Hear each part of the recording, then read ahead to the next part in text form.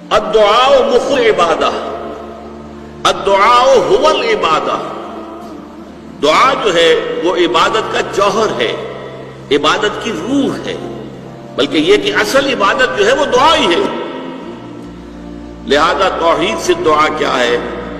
لا تدعو مع اللہ احدا، اللہ کے ساتھ کسی اور کو مت پکارو۔ یہ سورہ جن کی آیت ہے۔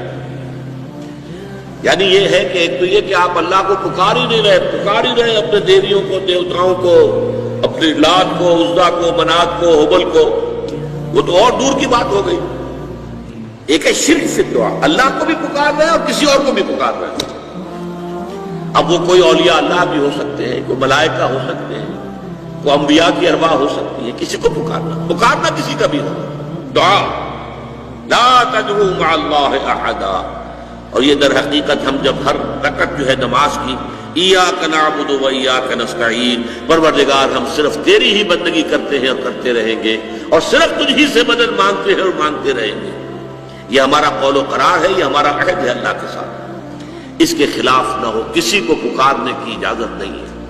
یہاں ایک باریک نکتہ سمجھ لیجئے، ایک ہے کسی کو پکارنا، کسی سے مدد چاہنا، کسی سے کسی کام کے اندر جو ہے کوئی امداد کی خواہش کرنا، جو کہ ہو دنیاوی جو معمولات ہیں، جو عام ہمارے قواعد ہیں، ظاہری مادی اسباب و وسائل کے درجے میں، وہ شرک نہیں ہے۔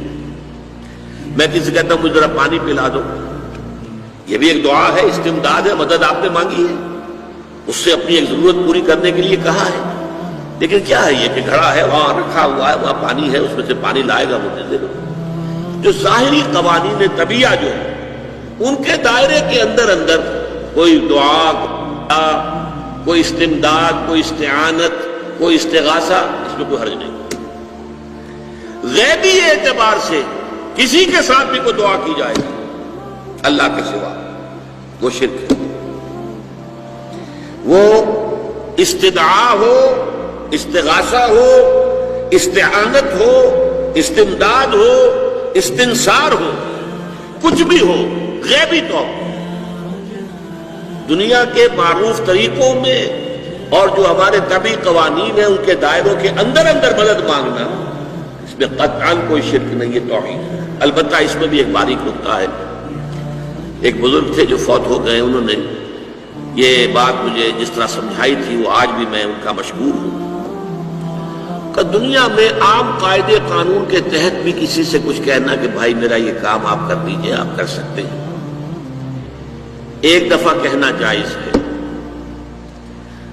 دوسری مرتبہ یاد دلا دینا کہ شاید بھول گئے، وہ بھی جائز ہے، تیسری مرتبہ کہنا شرک ہو جائے گا۔ اور اس میں الہا و زاری کرنا اور خوشامدیں کرنا اور گڑ گڑانا، یہ تو شرک ہے۔ تم نے یہ سمجھا ہے کہ تمہارا کام یہی کر سکتا ہے، کام کرنے والا تو اللہ ہے۔ لا فاعل فی الحقیقت ولا مؤثر الا اللہ، حضور نے فرمایا کہ اگر تمہیں جوتا باندھنے کا تسبہ درکار ہو تب بھی اللہ سے مانگو، کسی کے سامنے سوال کا جو ہاتھ جو ہے وہ دراز نہ کرو۔ اللہ نے تمہیں ایک عزت نفس دی ہے، اس عزت نفس کو ڈھیلا نہ بناؤ، کسی کے سامنے جو ہے اپنا ہاتھ پھیلا دینا، اپنی عزت نفس جو ہے تو ختم کر دینا ہے، مت مانگو کسی سے۔ لیکن یہ کہ ٹھیک ہے دنیا میں کام چلتا ہے۔ حضور کا شک کی شان تو یہ تھی کہ اگر آپ سواری پر ہوتے تھے اور آپ کی چھڑی گر گئی تو سواری کو بٹھا کے اس نے اتر کر چھڑی خود اٹھاتے تھے، آپ کسی اپنے ساتھی سے یہ نہیں کہتے تھے کہ میری چھڑی پکڑا دو مجھے۔ آپ کی تو غیرت کا عالم جو ہے وہ بہت بلند تھا، بہت بلند تھا، بہت بلند تھا۔ لیکن دنیاوی عام طریقے سے یہ کہ ٹھیک ہے بھئی آپ ایک کام ہے آپ کر سکتے ہیں، یہ کر دیجیے۔ اس نے کہہ دیا ٹھیک ہے میں کروں گا، پھر بھول گیا یا کچھ اور ہوا، دوسری مرتبہ یاد دہانی کرا دی، تیسری مرتبہ جو ہے انہوں نے کہا کہ پھر اس میں شرک کی بو آنے لگتی ہے کہ معلوم ہوتا ہے کہ آپ نے سمجھا ہے کہ اسی کو اختیار حاصل ہے، یہی مقتدر ہے، اسی کو آپ کا کام کرنے کا جو ہے وہ پوری قوت اور قدرت حاصل ہے، اور یہ چیز جو ہے یہ شرک کی بو اس میں سے آنی شروع ہو جاتی ہے۔